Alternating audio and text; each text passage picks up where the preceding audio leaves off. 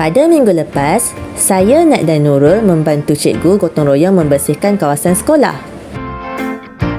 Semasa membersihkan pasu bunga, Nurul ternampak ada pasu bunga pecah.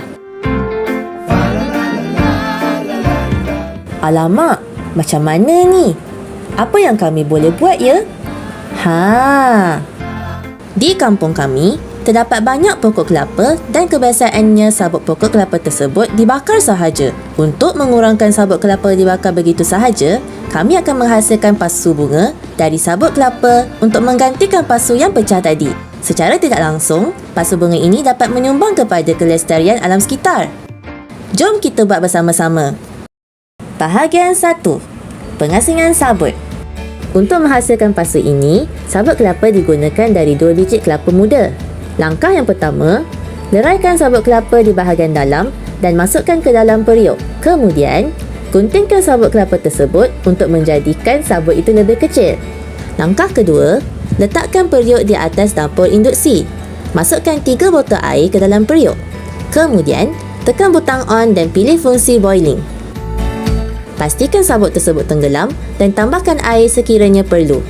Sabut tersebut akan direbus selama 2 jam bagi memastikan ianya lembut. Langkah ketiga, tapiskan sabut daripada air menggunakan penapis dan jemur hingga kering. Lebih kurang selama 12 jam. Cuaca yang panas sangat membantu sabut untuk kering dengan lebih cepat. Langkah 4. Sabut yang telah kering dikisar menggunakan pengisar kering. Kisar sabut itu sehingga habis ya kawan-kawan. Inilah hasil sabut yang telah dikisar. Sangat cantik dan lembut hasilnya. Bahagian 2. Penghasilan gam. Gam yang digunakan untuk membentuk pasu diperbuat daripada bahan yang tidak mencemarkan alam sekitar kerana bahan ini terdiri daripada bahan masakan. Senarai bahan yang lengkap akan kami kongsikan di hujung video ya kawan-kawan.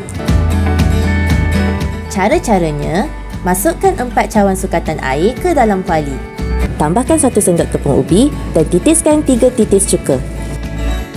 Kemudian, panaskan dan kacau sebatian tersebut sehingga menjadi likat. Inilah gam yang telah kami hasilkan. Bahagian 3. Pembuatan pasu.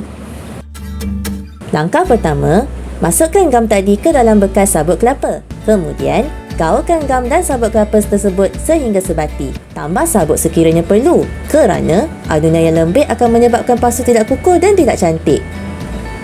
Langkah kedua, alaskan sekeping plastik di atas meja dan letakkan adunan tadi di atasnya. Langkah ketiga, letakkan 1 plastik yang lain di atasnya dan tekap dengan tangan. Kemudian, gunakan kayu penggilik untuk meratakan adunan tersebut. Langkah keempat, masukkan plastik berserta adunan tadi ke dalam bekas acuan. Kemas dan rapikan adunan tersebut agar pasu yang terhasil membentuk dengan cantik. Tanggalkan plastik di bahagian atas dengan berhati-hati.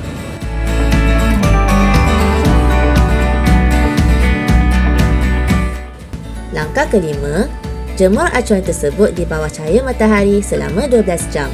Inilah pasu yang telah kami hasilkan. Wah, cantiknya!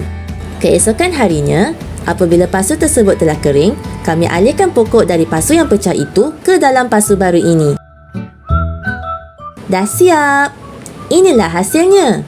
Jangan lupa untuk mencuba ya kawan-kawan. Jom sama-sama kita membudayakan penggunaan produk yang menyokong kelestarian alam sekitar.